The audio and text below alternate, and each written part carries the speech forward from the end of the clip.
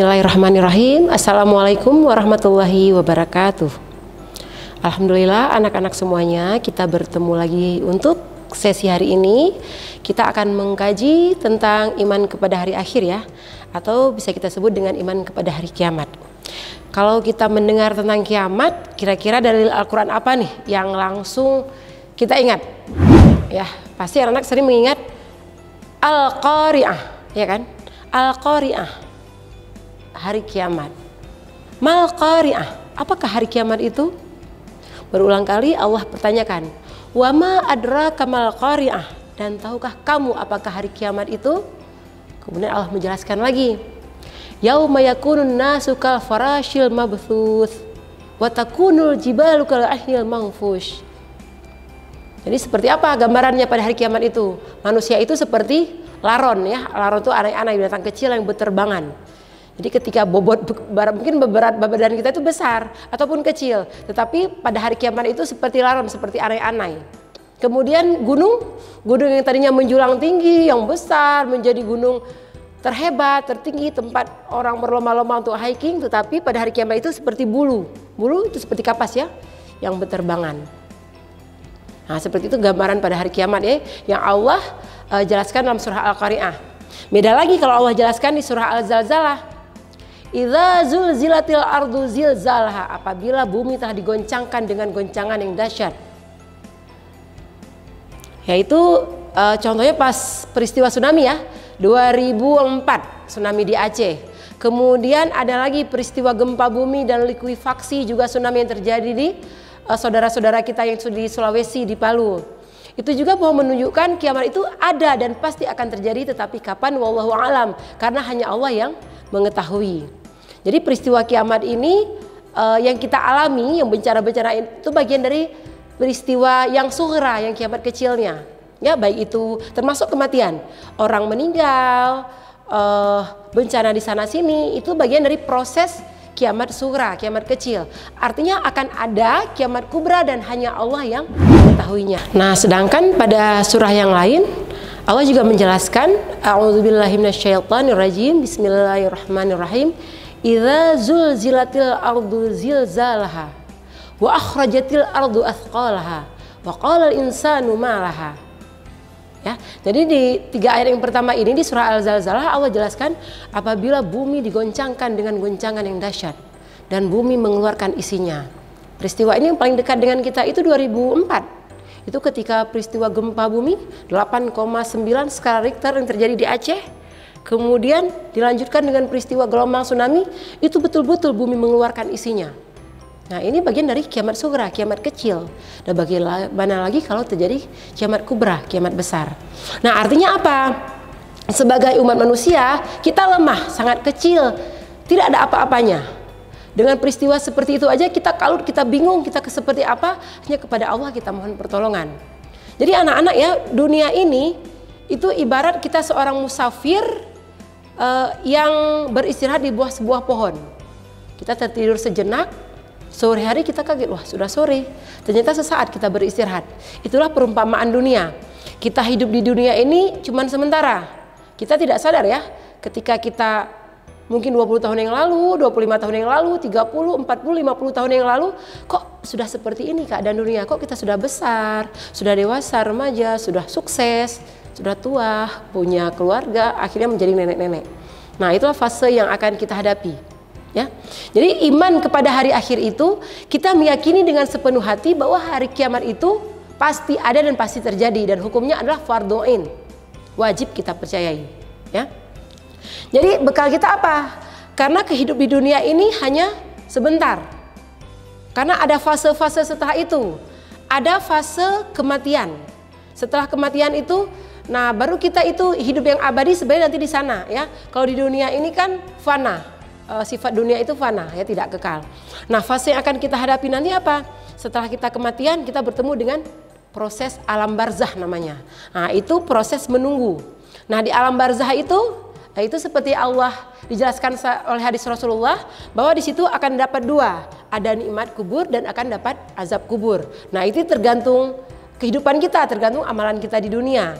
Nah, setelah proses alam barzah ini yang kita tidak tahu berapa lama atau berapa ratus tahun, berapa ribu tahun kita menunggu, terjadilah proses kiamat.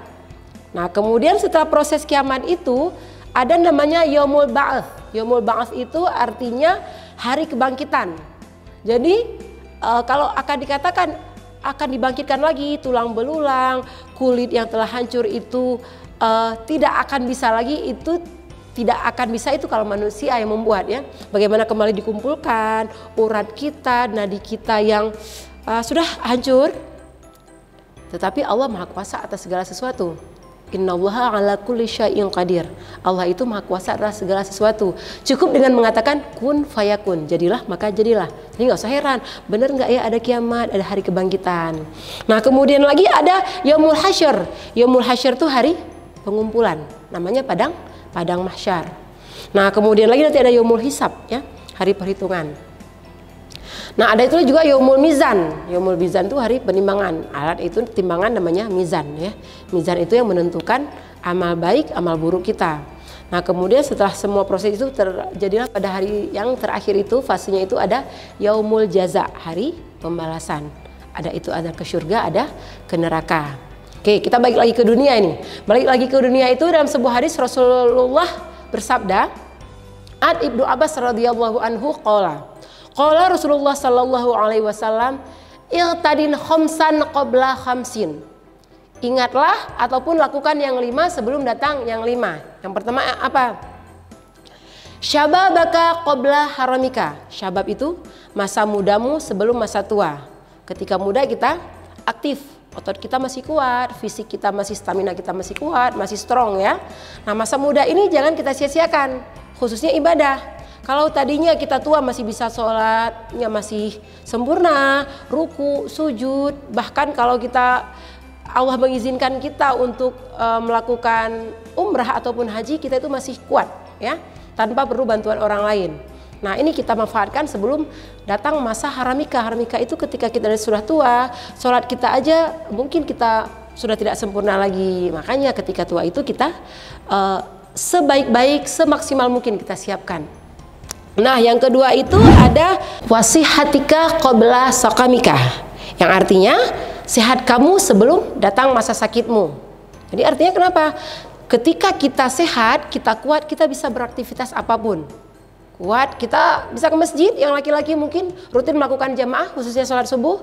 Yang perempuan ikut kajian atau perkumpulan rohis sesama ibu-ibu warga jamaah yang perempuan. Nah, ini ketika kita sehat, kita bisa mendoakan orang lain. Nah, ketika kita sakit, bergantian orang lain mendoakan kita. Jadi kita memanfaatkan waktu muda, waktu sehat kita.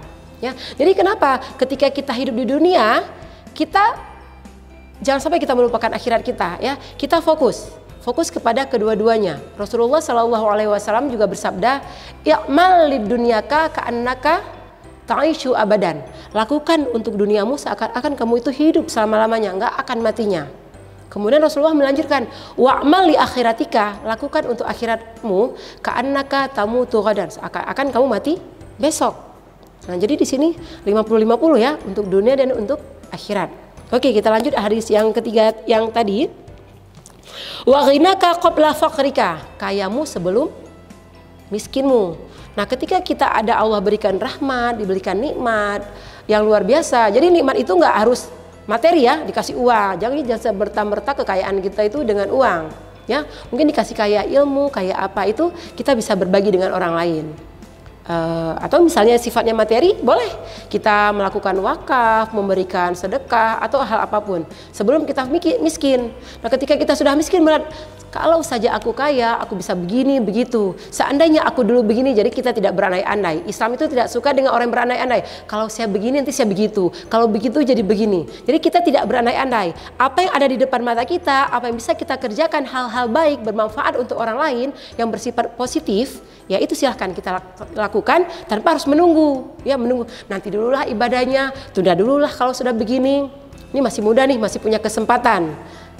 Mati itu tidak memandang tunggu umur 70, tunggu umur 80. Kenapa tidak umur lebih muda kita dipercepat kalau kematian itu sudah Allah takdirkan. Baik, yang keempat adalah wa faragaka qabla syughlika, dan masa lapangmu sebelum datang masa sempit. Artinya apa? Ketika kita ada waktu luang, ada waktu senggang, itu jangan kita gunakan untuk rehat, untuk tiduran, untuk bersantai. Ingat ya, dunia ini hanya sementara anak-anak. Ya, siapapun. Ini juga pembelajaran untuk ibu, untuk siapapun, bahwa dunia ini memang sebentar, tidak terasa. Yang tadinya saya juga merasa kecil, kapan nanti masih lama gedenya, masih lama besarnya, masih lama seperti ini. Tetapi tidak menyangka, akhirnya datang masa seperti ini, usia seperti ini. Dan bahkan kalau dari hadis Rasulullah itu, usia dari umat Nabi Muhammad itu antara 60 sampai 70 tahun. Artinya beberapa tahun lagi kita akan datang sampai ke masa itu. Apa yang sudah kita siapkan? Oke, yang terakhir, yang kelima adalah wahayataka qabla mautika, hidupmu sebelum mati. Nah, ini dia. Kalau tadi ada muda sebelum tua, sehat sebelum sakit, kaya sebelum miskin, senggang sebelum sibuk. Yang terakhir ada hidup sebelum mati. Nah, apa yang kita lakukan? Ya, ini hadis ini merupakan sebenarnya itu wanti-wanti untuk kita. Kita harus mengingat selalu. Jadi ketika kita sibuk, kita harus ingat. Faraghaka qabla syughlika. Oh, masa saya senggang sebelum saya sibuk. Kemudian saat saya ada rezeki. Ghinaka qabla faqrika. Saya kaya sebelum jatuh miskin. Kemudian apa lagi? Yang paling penting nih, yang masih adik-adik, yang masih anak-anak ya, masih usia SMA, syababaka qabla haramika, masih muda semuanya ya, sebelum datang masa tua. Untuk kiamat kubra sendiri ya, kiamat besar itu tidak akan terjadi sampai datang 10 dari tanda-tandanya. Ini sesuai dengan hadis Rasulullah SAW. Jadi ada 10 tanda-tandanya itu. Yang pertama sekali itu ad-dukhan. Sering ya mendengar, bahkan di Al-Quran itu ada namanya surah ad-dukhan. Ad-dukhan itu artinya kabut asap ya. Diriwayatkan itu ada yang mengatakan 40 hari, itu hanya Allah yang tahu. Jadi salah satu tandanya itu adalah datangnya ad-dukhan. Oke, yang kemudian itu ada munculnya Ya'juj dan Ma'juj. Nah, Ya'juj Ma'juj ini Allah juga sebutkan itu dalam surah Al-Kahfi. Itu diceritakan tentang bagaimana Raja Iskandar Zulkarnain itu menguburkan ya, membuat tembok untuk menguburkan supaya pasukan Ya'juj Ma'juj ini yang membuat kerusakan di muka bumi ini, mereka tidak akan keluar. Tapi kapan keluarnya itu? Itu menjelang hari kiamat. Dan ini ada dalam hadis dan juga di ayat Al-Quran. Kemudian turunnya Nabi Isa alaihi salam. Itu juga bagian dari tanda-tanda kiamat kubra. Kemudian ada lagi namanya Dajjal ya. Dajjal sering kita mendengar. Dajjal itu bermata satu. Wallahu alam nanti akan seperti apa. Juga munculnya Dajjal ini bahkan menunjukkan akan datangnya kiamat kubra. Kemudian lagi ada namanya itu Dabatul Ardi. Dabatul Ardi itu binatang melata yang sangat besar yang akan muncul ke dunia itu menjelang hari kiamat.